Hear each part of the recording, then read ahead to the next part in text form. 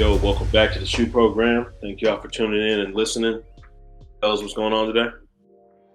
Nothing much, man. Just glad to be back.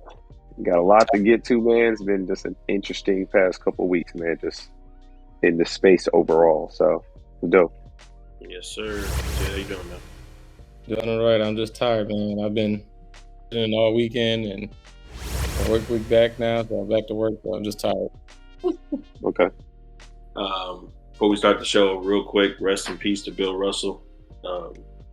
One of the GOATs, definitely in some people's eyes, the GOAT. So I think Bill Russell passed away. Was it yesterday? Yeah. So yes, to Bill Russell. And also rest in peace to Nichelle Nichols, man, who was one of the original cast members on Star Trek, which is a very, very big deal. Yep. True innovative. Yeah, first black woman on that pretty much set the bar, because there wasn't many black females on major shows at that time. So that's right. Two greats. Telling my little brother last night, I was like, because he didn't know who Nichelle Nichols was. I was like, I remember when he was thinking about leaving Star Trek, and Martin Luther King told her how important she was and how it was important for her to stay on the show. So very much so. So she's very important. So we definitely lost two greats yesterday. For sure. Yeah. Getting into the news, fellas, real quick. Let's get into. Let's hop on to Sony real quick. I don't know if y'all have heard of this. I have a PS5 right now, so I've heard of the whole accolades feature that they were trying to launch, but they're actually getting rid of it, and they just announced it not too long ago. I don't know. I feel like it's something going on, something weird with Sony right now. But Jay, you heard about it?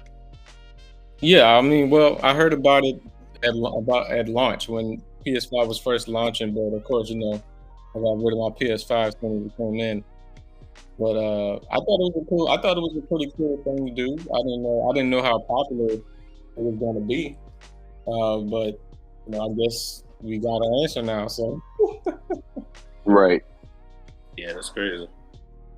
Yeah, Mortal Kombat had a mode in the game where if you were in like this room with other fighters and you could rate their matches and give them a pin, and it was kind of like a primordial accolade system inside the game.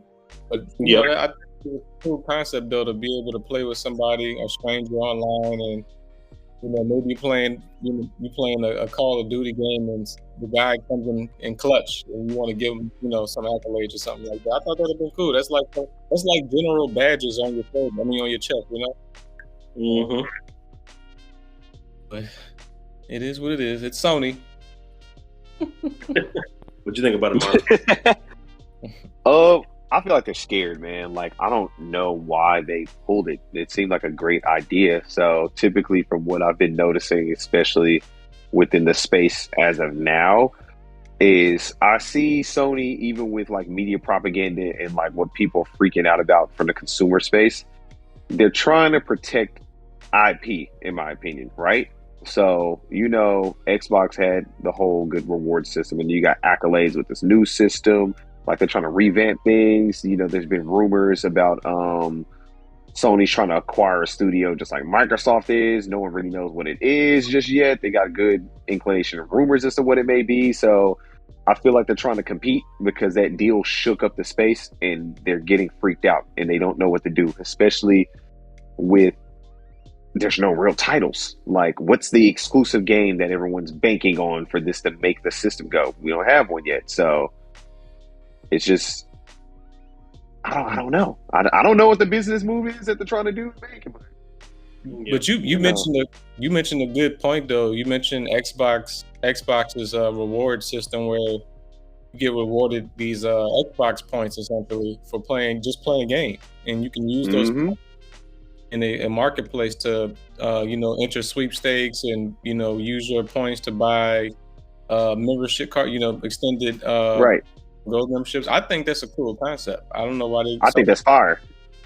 Well, Sony does have they have this thing called the PlayStation Stars scheme, which they announced last month, which is also going to be kind of like that. It's a loyalty program where you can earn points that can be redeemed at the PlayStation Store. So they're trying to jump on the same bandwagon. It's just we'll see how it works out for them. But yeah, they have it coming. It's just Xbox has been doing it for a while. Right. Well, it's like they got to get this figured out. Yeah. It seemed like especially they want to be competitive. Yeah, I was gonna say it seems like everything Xbox tried to innovate, so I got to copy it to stay on track. But this is the best selling console of all time. You know, always doing a lot of copying, a lot of copycatting. Yeah, which I don't think copying or mimicking is a bad thing. I just think it's just like, hey, make it unique in your own way to give, you know, your consumer base the best possible experience. My thing is that this is what we're about to start moving into. In my predictions concerning gaming is that you got like this divide between developer and the actual console like company owner, right? So the console company owners are starting to move in this direction, whereas they're concerned about content and experiences, which is valid. The developer, they're just worried about making their money back. It's almost like being a rapper. Like they're trying to make an album, which is a game, and then they're trying to recoup all the bread back off of it and then make profit. So you have these two entities competing against one another, whereas one is trying to be like, hey, we want to enhance the experience. The other one is worried about making money and being a profitable title. And that's where I think things are getting a little bit clouded. And once they find the fine line to being able to make that have like a more synergistic relationship, I think that'll really work out very well, which I think Microsoft is doing the right thing, acquiring studios and possibly setting it up where it's more beneficial getting people to play games or to buy into, you know, the Game Pass and so forth to make things happen, man. So we're going to see, man. We're going to see. So far, Microsoft kind of, in my opinion, I think they might be having a hat trick, man. Yep. For sure. I heard about the CHIPS Act that just recently passed about the semiconductors. I know it's basically been affecting everything. It's been affecting video games. It's been affecting the car industry. It's been affecting a lot of different things. But on the 28th, they actually voted and passed this bill where they're going to allow $52 billion to be added in to basically building these new manufacturing plants in America. So that should be pretty major. So everybody that doesn't have a PS5, hopefully in a minute they can be able to get one because all these chips will be printed. I hope so. Yeah, that's I hope so. I read further that they're gonna give like $10 billion to like $10 billion to certain states or whatever, and create these little small hubs for research and stuff like that. Stuff like that is just, you know, creating more jobs, and that should help. Stuff like that help the economy as well. So that's definitely good to hear. And you know, it's good to. I think partially, you know, the main reason why the government has to step in because it's really affecting the auto industry. I know us gamers, it's affecting us, but when you have car manufacturers that, you know, can't put out, you know, their cars, their new latest vehicles because of the chip shortage, you know, the government always seems to come in and help them out. So yeah, it's crazy. Too big to fail. Yeah, so right. So I'm glad those jobs are in America, and we getting more jobs. So for that's awesome. So yeah, hopefully we'll get over this, and we'll see how it works out. So I do know that PlayStation is trying to increase their production on their consoles to get more PS5 out. So that's a good thing. Now, yeah, that's a good thing. But this is what I'm going to be concerned and interested in. If they start making more chips, are they going to cut down this whole ordeal of people using bots to get systems? Because we go through another wave of this after they then had the ability to make more consoles. Then it's like, okay, making the consoles isn't the issue. It's the system which we get the consoles in the first place that's the problem. So I wonder how that's going to go. Well, that's both things can be true at the same time. I think with, you know, at launch, Sony only had a limited supply due to the chip shortage, and Microsoft as well. And you also had the people that took advantage of the chip shortage using those bots and stuff like that. I think you always, that's something we're just gonna have to live with. Like, there's always gonna be bots. You know this better than anybody with the free game. The sneakerheads. So you already know that. So as long as stuff like that, that's always the bots and stuff. That's always gonna be around. But I think the biggest problem was that they just didn't have the supply to meet the demand, and it was just perfect. It was just a perfect moment in time for those snackers to input those programs in and grab every console and upsell them. It was just a perfect formula for them to get rich and get money. So right. But for shoes, though, the thing about the shoes, what makes it even worse, shoes have limited quantities. Like they only release a certain amount, and they do that on purpose. They just need to release more systems. It's been too long. Yeah. So. Right. And another thing too is that sneakers, unlike the systems, they do the sneakers on purpose. Like, exactly. We ain't about to get into Nike's whole business plan. Like, that's just toxic. But video game consoles, I'm like, come on, dude. Like, really? Yeah, you should be trying to get one of them in every household you can. Like, that's different than Nike. Right. Nike trying to do that to drive the price up, a whole bunch of other shit. So. Yeah, the resale market, you got a whole bunch of toxic stuff that's going on with that. Yeah. But hopefully it works out. I mean, it should. So. Yeah, we don't have to keep going overseas and trying to get all this stuff in. So, yeah. Jay, let's talk about Star Wars real quick, because I know this is a game that you and Riley were always telling me to play, which is like Knights of the Old Republic. They were doing a remake. We just heard that it's been delayed indefinitely. How do you feel about it?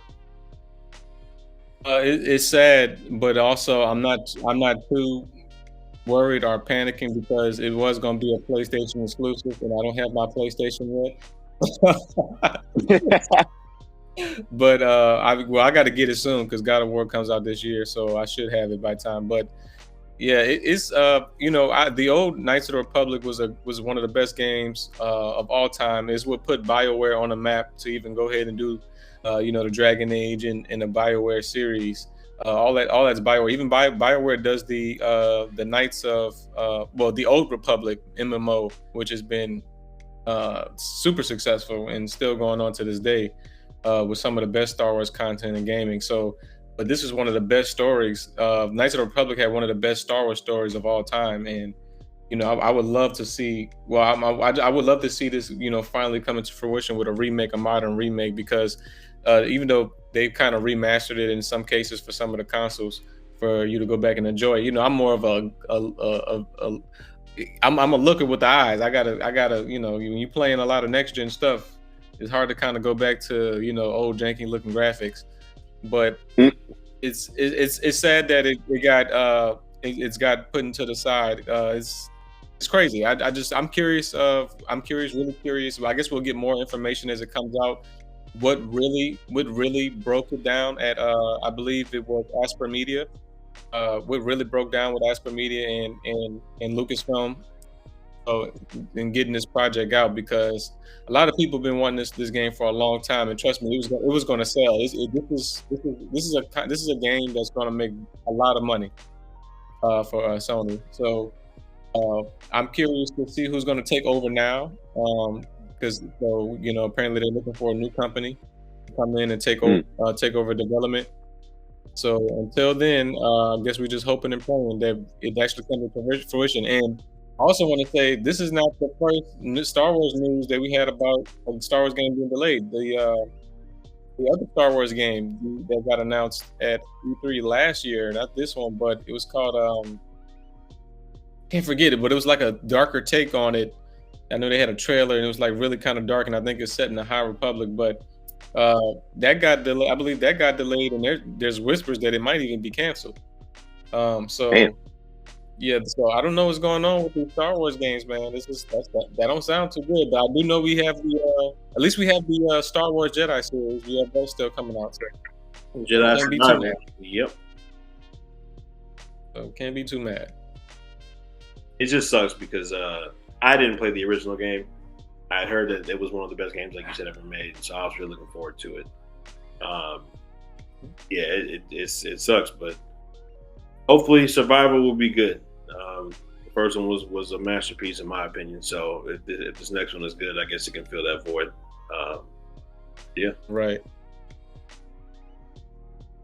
Marv, you didn't play too many Star Wars games, have you? No, I played Star Wars games since I was like gaming on PC. Oh wow! But I keep up with it like movie wise and all that jazz. Other than that, like game raw, no. Jedi Fallen Order. That was ridiculous. That game was great. So yes, it was. And it's on Game Pass, right? Yes, it is. Yep. Okay. Graphics are great. Yep.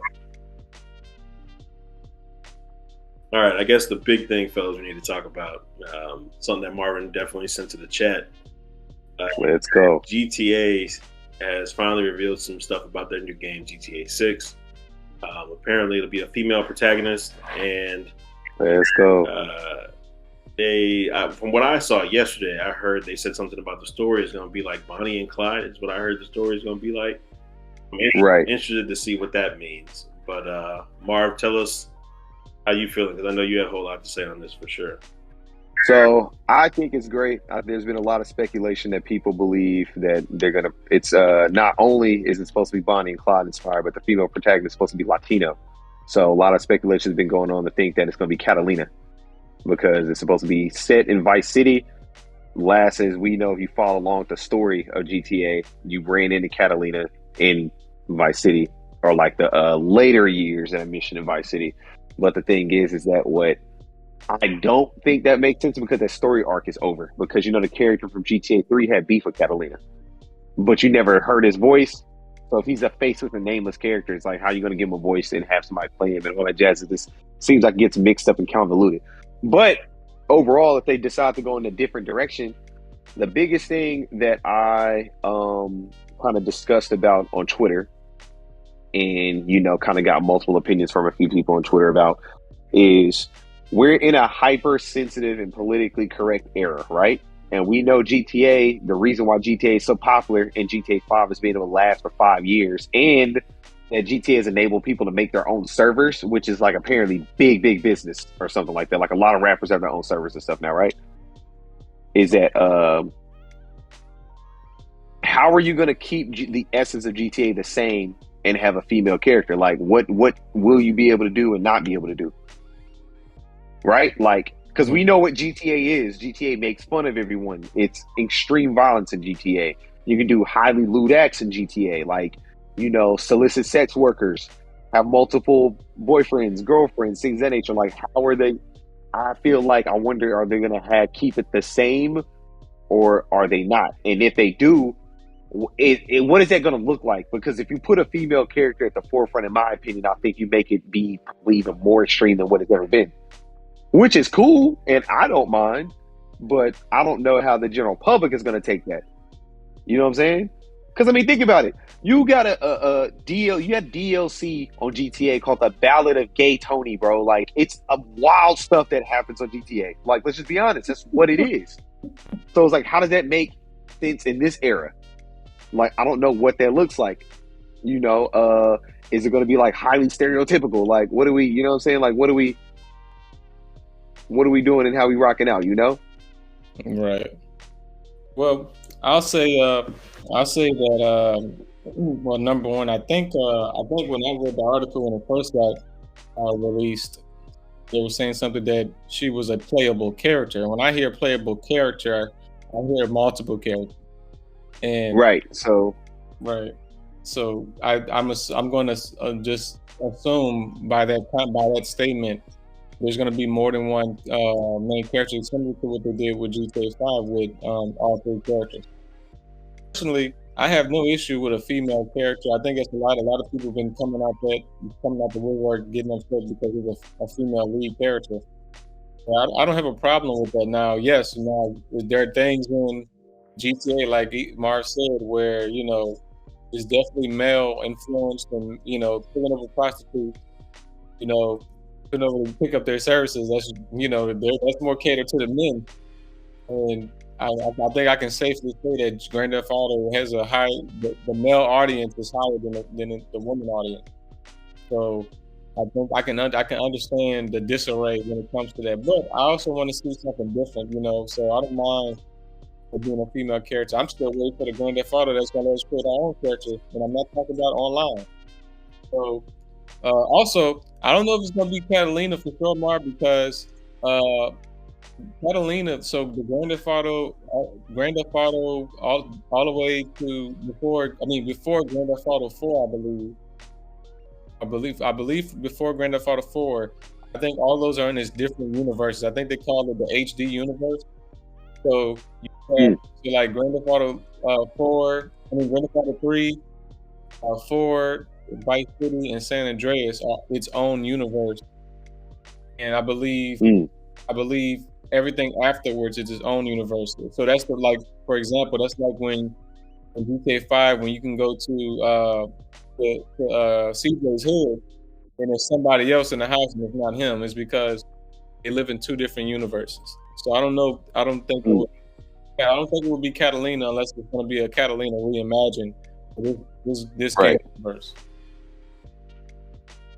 That would be weird to bring her back too, but she was cool. She was a cool character, so there was really no issues. But just crazy as hell. Yeah, super crazy. It's gonna be intriguing. Another thing too, which I want to discuss, the DLC for the game. So it's been rumored that how they're gonna set this up is that basically it's like an evolving world. So what that means is that like they're adding cities like as you're playing.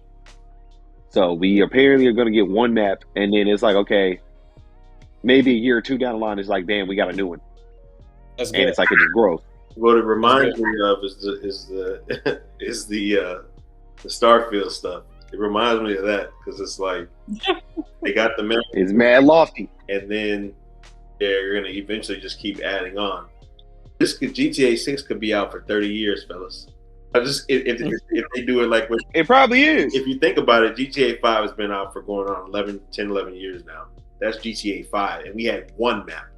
Imagine GTA 6, where we have one map at the start, but we end up having 2, 3, 4, 5 maps by the end of the That game is going to make $1 billion if they seriously pull this off. The thing is, I don't believe Rockstar is going to do it.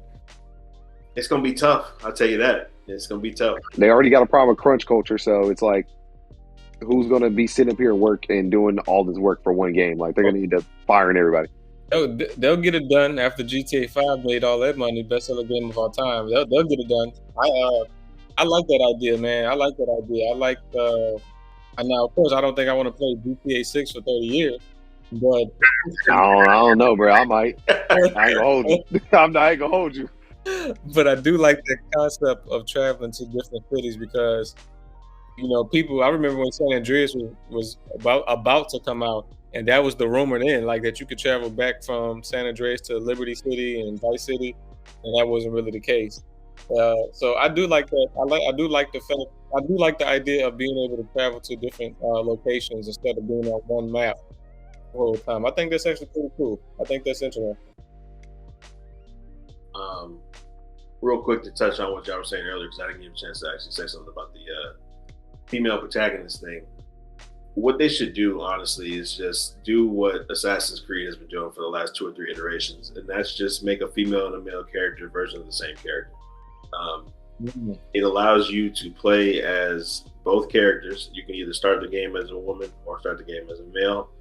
If you don't want to go the route of what they did in GTA 5, where it was 3 different characters, you can just do the option of simply picking what you want to be when you start the game. That would be, to me, the easiest way for them to pull it off. But if they want to do the multiple character thing again, that works too. So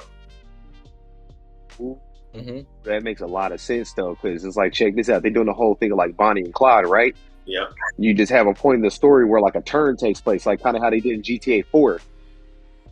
So it's like, if you're the female character, maybe she gets crossed by the male character, and then it's like you got to get back at dude. Right. And if you're the male character, you basically cross her, and then it's like the story just carries on. You know what I'm saying? Yeah. That'll be dope. That definitely. But if the main character is supposed to be a female protagonist, like they don't keep it the same. So I mean, I ain't really tripping. As long as GTA stays GTA, that's all I care about. Yeah, they made the comment that they want to upstage GTA 5, like they want to go above and beyond. So we'll see what that means. We'll see. I don't know, because they put too much money in that joint, man. So that'd be pretty tough to do. They're gonna put a lot of money in this because they're gonna try to make double back. So yeah. So yeah. I'm curious what engine they're going to be using. it would be cool to see a Grand Theft Auto using the Unreal Engine 4. So I'm very curious on what they're doing. I hope they're not doing just like some slight improved engine from GTA 5. I want to see a completely new engine, a completely new. But for the most part, Rockstar is a company that always improves their graphics for every game. They're not 2K where you keep getting the same graphics for 6 years in a row. This is this is a company that always improves the graphics. So I can't wait to see the first trailer and see what it looks like. I feel you because 2K's graphics, like you said, they've regressed. I don't know how you can do that. But exactly. I know. I saw a meme on Twitter the other day talking about how Steph Curry looked in the old 2Ks versus this one. Boy, it was hilarious. The only character that looks better is Devin Booker. And that's because he's the title character. You're right. They got to make sure he look nice. Yeah. Fellas, we forgot one thing, so I'm gonna go ahead and just bring it up because I know we need to talk about it before we get out of here. But we got to talk about Nope, man, because all of us have seen it now. So, who's going to start? I'll say my opinion for last. I'm the one that has a different opinion than both of y'all. It's a dope movie. My thing is that, like, if you have never seen a Jordan Peele movie, it's not an easy movie to watch. And another thing too is that, like what I said in earlier discussions casually, they could have did a better way of wrapping that movie up and utilizing like all of the characters. So like Steven Yeun's character, like what was the point? Like they underutilized it. It was like, what was the point? Not only that, so then you got the thing with the monkey. Then you got the thing with like, okay, spoiler alert, how a balloon ended up killing the fucking alien. And I'm just like, really? Like, that's it? Like, you mean to tell me something? It's kind of like Jay made this point. You mean to tell me something that can like travel astral planes? That's it. That's what's going to take it out after y'all set up this whole thing after like basically he's been terrorizing people and like mauling people on movie sets. That this is what it was. Like, man, I was like, all right, bro. At the end, I was like, okay, cuz. Like the end of Us, and I was just like, what was the point of that? What's your official rating? But I was saying, what's Mars' official rating for Nope? Rating? I'm gonna rank the movies in order. So Get Out still top, Us is second, and this one's gonna be third. At first, I was kind of like, I went against what because that's the same ranking EJ had, like when we talked. But so I agree with him now, thinking back on it, that Us is still better than this one. I'm gonna say this: the movie is not bad, so I would advise someone to watch it. Okay, right? It's not a movie that I'm gonna add to my collection. I will say that. I will. It's a movie that you can get and you can watch it once and you can say, "Wow, okay, cool," and then don't go back. There's really not anything else for you to get from that. It's crazy because everybody kept telling me like, I saw opening night and then people were saying, this is a movie you got to go back and watch 2, 3, 4 times. No, it's not. You watch movies like Inception 2, 3, 4 times because you're always catching new stuff. There is nothing new that you're going to catch by watching Nope again. Nothing. Because once you come out of that movie, it is literally your interpretation of what that movie is about. I have read, going on now, probably 20, 21 different articles where people have different interpretations of what that movie means. And I mean, that's cool that people can bond over that and everybody's got their little meaning to it or whatever. I'm getting tired of movies like this and getting tired of directors. Bruh. Because it's like, when I go to a movie, I want the director to give me his vision. And I don't care about putting my own twist on it or coming up with what I think that the actual movie means. Like, it's cool to have movies like that every now and then, but like, if that's going to be your staple of, I'm going to make this movie and you got to figure out what it means and whatever it means to you is what it means. Don't do that. I'm paying money for you to tell me your vision. You need to finish it out and then you need to give me a clue as to what the ending means. Now, don't get it twisted. Like, Christopher Nolan is definitely known to do movies where, you kind of have to figure out what's going on. But then towards the end, he tells you, okay, this is what it's about. And then his endings at the end, he's kind of like, did this happen or did this not happen type of thing. That's his steez, whatever he does. I don't know if Jordan was doing this as a, like, I want to just make a monster movie for the summer, because if he did that, I think that would be a different rating. And I think that would be a different type of movie.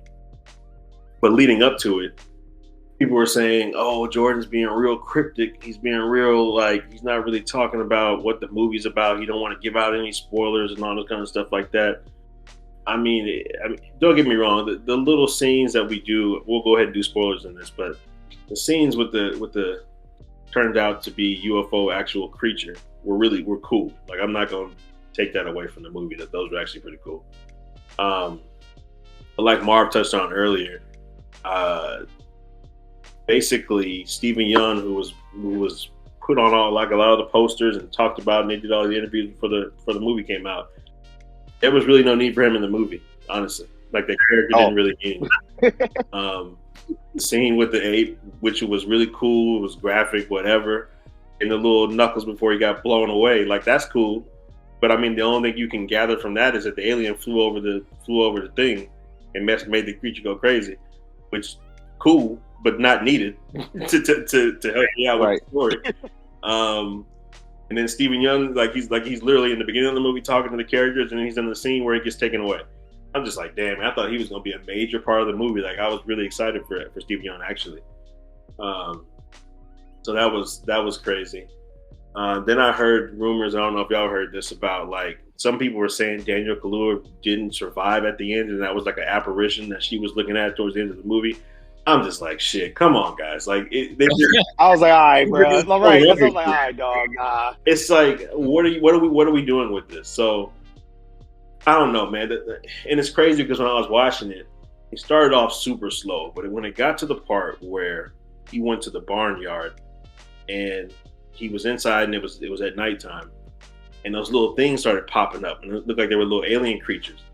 I went to the movie with my sister, and I looked at her, and I said, shit about to get real now. Because I'm like, the aliens about to come. I'm like, this shit about to be fire. And then 2 seconds later, it turned out to be some little kids from up the street. I was like, damn it, man. Like, I was so pissed off, like, you have no idea. And I was let down from that point on. It's like my friend brother Cam. My friend brother Cam is like Jordan Peele. Like, he loves Jordan Peele, right? So shout out to him. But, like, I thought we were really about to get, like, a real, like, alien movie, like a true alien experience. And I was just like the movie title said, nah, bro, nope. Exactly what I said when that happened. What EJ said. Seriously, what EJ said. When I saw it, I was like, oh, cuz I was like, nah. I said, this is about to go left, bro. Like, wait a minute, bro. I was like, all right, dog. Turned out not to be aliens, and I tell you, I was let down inside so bad. I was like Marvin said, I was looking for this to be Jordan Peele's, like, real true alien movie, like where we're gonna see aliens and all that kind of shit like that. Nah, bro. When they said that shit on the commercial about this movie is nothing what you think it's gonna be about, that is 100% correct, because it is not what I thought it was gonna be at all. Right. But I will say, like I said, the performances in the movie were cool. They did a good job. I think I'm actually in the minority on. I actually thought Keke Palmer did a great job. A lot of people were saying they didn't like her character, but I think she, and this is coming from someone who's not a huge Keke Palmer fan, so I actually think she did pretty good, because the movie was dragging for a minute, and then she'd come in and do a joke, and I'm like, okay, cool, but you kind of brought it back, because for a minute I was like, damn, what is going on? And Daniel Kaluuya, as great of an actor as he is, he was a stoic motherfucker in this movie. He didn't say shit. Like, don't get it twisted. Love dude, great actor. But I'm just like, man, give him some lines or something, because he just standing around looking at people, scared to talk. Like, it was kind of ridiculous. But then, you know, he kind of stepped his game up towards the end of the movie, did his little superhero thing, trying to get the alien to listen to him. My last point, real quick, before I hand it over to Jay, is, so after I figured out it wasn't about aliens, I thought it was going to be about, like, animals, basically like the mistreatment of animals on sets, or the mistreatment of animals in, like, the world, or some kind of shit like that. Because it seemed like they were going the whole animals are being mistreated and they're fighting back type of thing, is where I thought they were going with it. And it just didn't go there at all. So, nah, it wasn't that. I thought it was something that was more allegorical of course, to race because that's what he does. So monkeys, black people, things that how that goes. So I was just like, okay, I kind of see him probably taking this direction, but still, even with how the movie wrapped up with the balloon fucking killing the alien, I was like, all right, bro, like, what is the balloon? Like, like that didn't make sense, bro, like at all. But honestly, in this one, bro, I don't think race had nothing. I don't even think race really had anything to do with the overarching themes of the movie. Like, I think this was totally different from like a Get Out type of movie, even Us. At the very end, if you're gonna ask me what was the movie about, it would just seem like people would do anything for money and do anything for fame, basically, because in the real world, black people, if this happens to them, they're running away at the beginning of the movie and they're not going back to that house ever again. So I guess he's trying to say, like, even though his dad passed in the beginning of the movie, dude wanted to figure out what it was, and then instead of like contacting the authorities or telling them to come look, dude just try to get it on videotape, or try to get it on camera. So if that's what it's about, that's cool. My rating personally for the movie is 6 out of 10, and I think that's being generous because I actually liked the monster scenes and stuff like that. But I will say, I will agree with Marv, like we were talking, it is definitely the third out of his movie trilogy so far. Get Out being a masterpiece, Us being not that great, and A Note being right under it. So hopefully his next one is good, man. He got 2 strikes in my book, so he got another one. I'll give another shot. Well, my opinion is definitely. I think we forgot to bring up. I think Nope is his second greatest film. I think that's his last. Us, I still to this day do not understand what that movie was about. Trying to say, I have some ideas on what it was trying to say, but Us was just totally left field.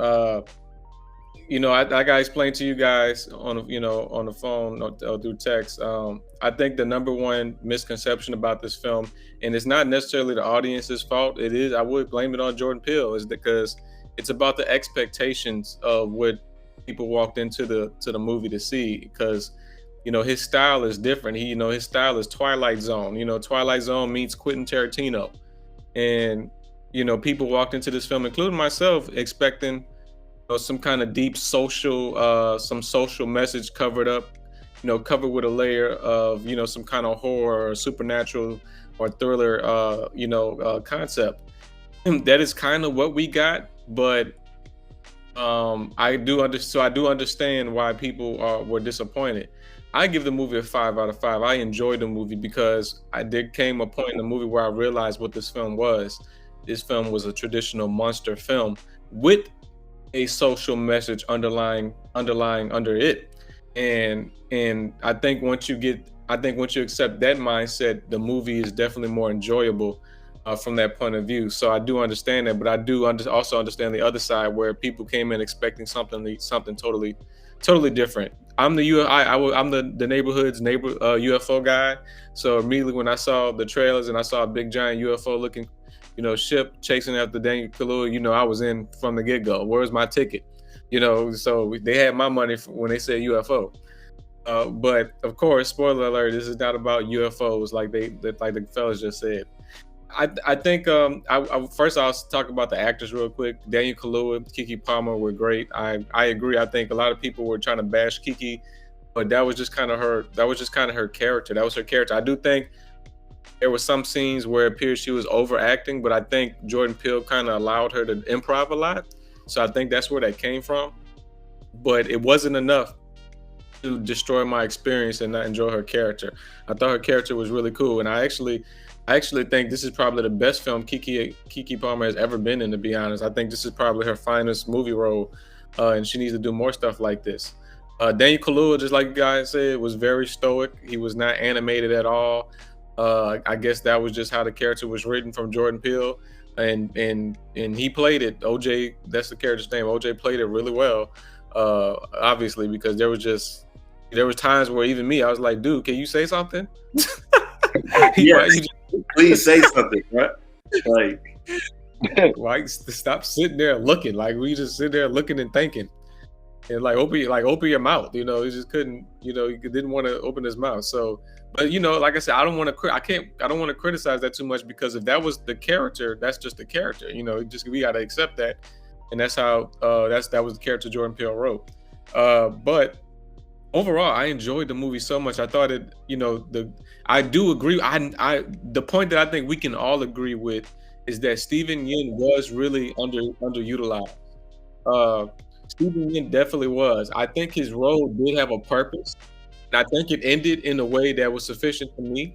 But I truly did want to see a lot more from Steven Yeun. I don't think his screen time was equivalent to the talent that he has, and I would have loved to see him be a little bit more in the movie.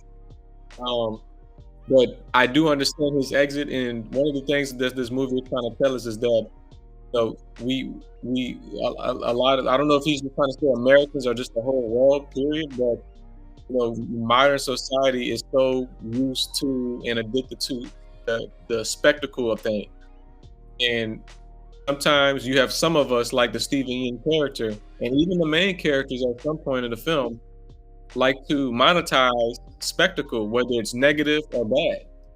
And you see that in the scene later on in the movie where, you know, there's reports of this town that just disappeared. And there's a TMZ guy coming up, pulling a wrench, trying to get video footage.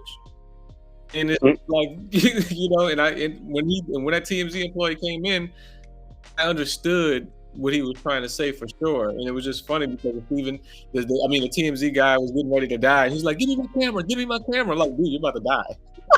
Exactly. It was just, so I do see where he was going with it. But like I said, I think, you know, looking at it from the mindset, the perspective that it was a monster film first, I think that's where you can really get the enjoyment from it the most. I like to liken it to The Thing.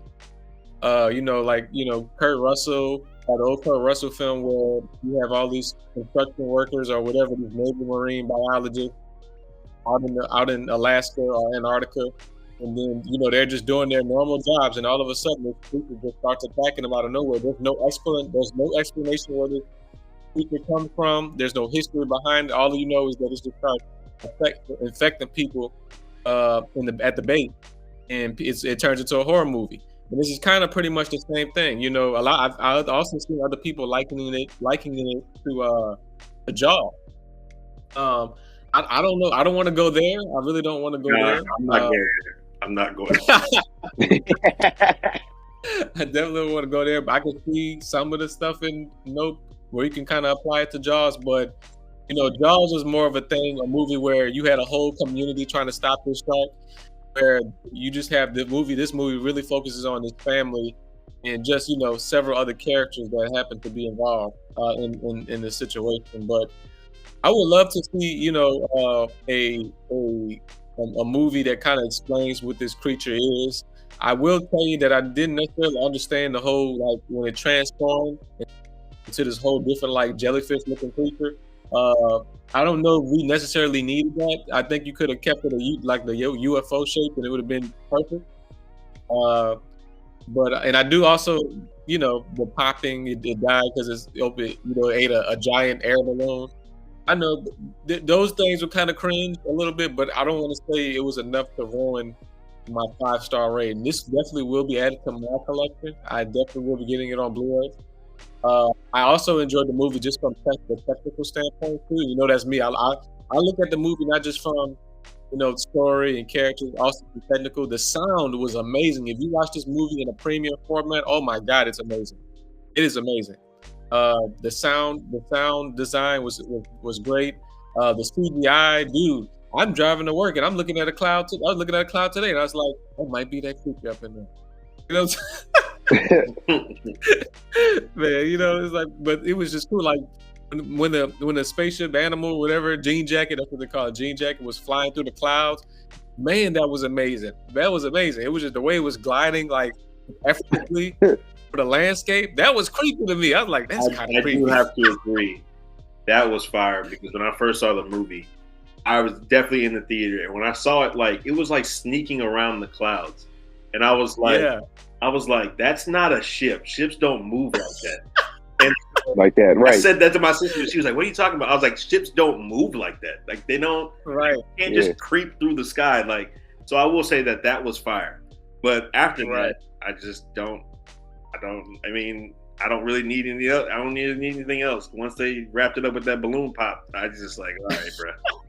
Right. Exactly. The coolest scene in the movie, and Jay, you probably noticed this, or you may have heard someone talk about it, was when Keke Palmer did the Akira slide on their motorcycle. Yes, sir. That's the coolest part of the entire movie.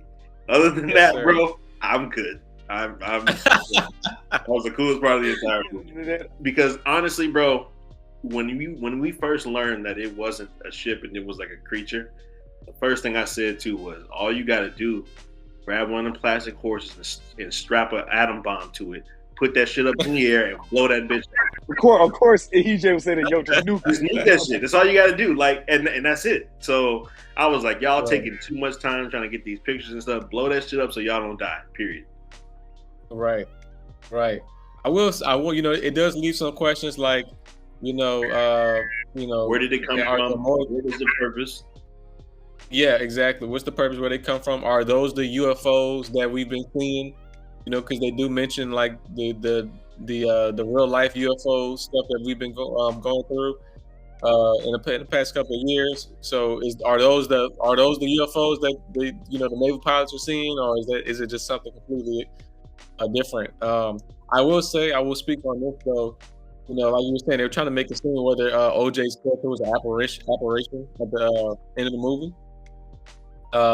Whether he died, I want to say, of course, I feel like Jordan Peele was like, he's probably going to leave that open to speculation, but I think he's alive only because the name of that horse was Lucky, and that horse could have died multiple times in that movie and never died. And so because of that, and he was on that horse the whole time. I want to say that in a way, the movie Jordan Peele was trying to tell us that horse truly was Lucky, and you know, OJ being on that horse at the time, the monster was trying to eat him. You know, it didn't happen. So I want to say that he actually is alive. And he did survive that encounter. I will agree with you on that for sure. My thing is though, where the fuck did he get eaten? Because he was taming it. Like he was telling her in the middle of the movie, like, this is an animal, you can tame it like you tame anything else. That's basically what he was telling them in the movie. Right. So you even saw the part where he went up to it and he put his hand up there and then he looked at his eyes and he pointed at his eyes and he pointed at it. Like at that moment to me, it was like, okay, OJ is like taming this thing like he would tame a horse, is what I got from that. And then when Keke Palmer started to run away, that's when that shit started chasing, like going towards where she was. Chasing him, and it left him. So I'm just like, where the hell y'all getting this he died from? Like, in no point are you seeing that thing suck anybody else up until we get to the part to where he sucks up the balloon. So I was like, people are seriously reaching, trying to say that he died and that's an apparition. I'm like, I don't know where the hell y'all got that from. But one of the stupidest parts of the movie too was there's this actor, you know, Michael Wincott. He plays the character with the camera, with the legend. Yeah, legend. Super legend. His voice is dope too. He's filming it, and then he goes, "I gotta get a better shot," and he runs up the hill. Bro, you know damn well you about to die right now. That wasn't good. Right. Man, I'm sorry. That scene killed me. I was laughing my ass off because to me it was like traditional Key and Peele type skit thing. Like somebody got to do something stupid. So he was like, "You guys don't enjoy. You guys can't have the impossible." I was like, "Oh my god." This movie a trip, bro. For me, the last thing I'll say too, I think Jordan Peele is best when he's assisting writing, because he assisted the writing for what's the show we like today that came on HBO Max with the weird the black show with all the weird stuff.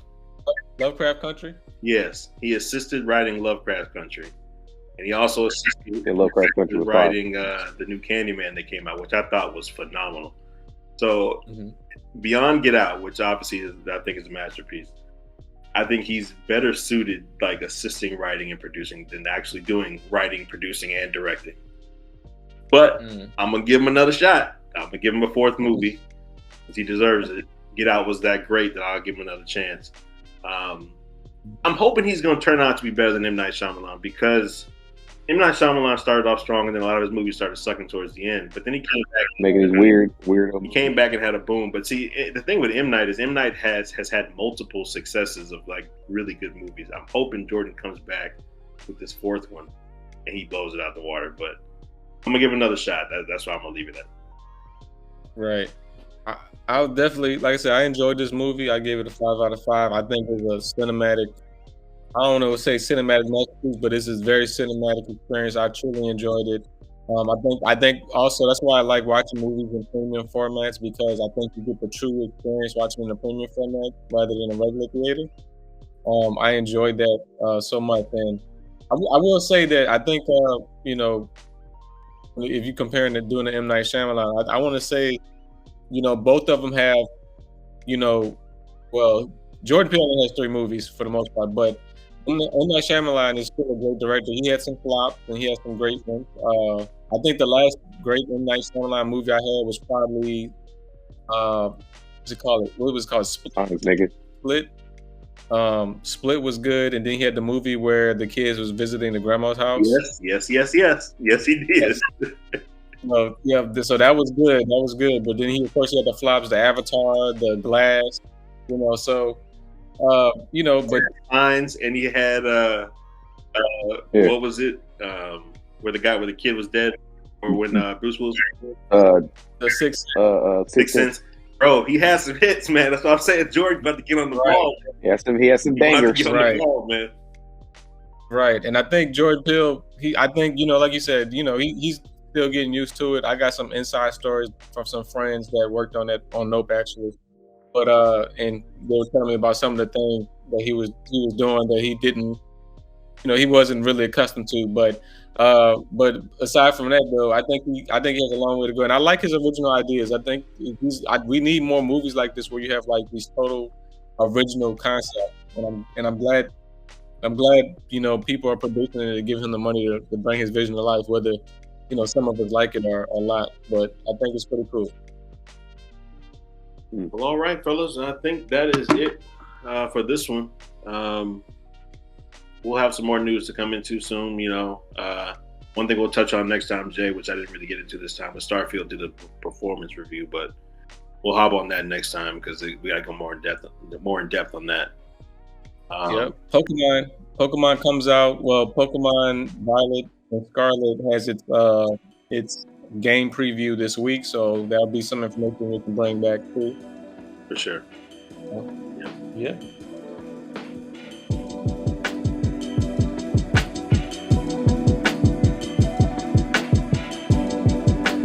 Feel free to follow us on all social media platforms. Catch us over on Spotify at the SHU Program and any other DSPs that you prefer to listen to podcasts on. Also follow us over on Instagram at the SHU Program. Follow us on Twitter at SHU_program. And also tap in with us, man. Ask any questions. Feel free to follow, DM us, reach out. If you like anything, follow us on YouTube. Please let us know, man. We really, really appreciate you all listening. We appreciate you all's feedback and tapping in with us content-wise, man. We would love to get to know you and figure out who's listening to us and what you all would like to see, and just for showing us consistent love week after week. Thank you all so much.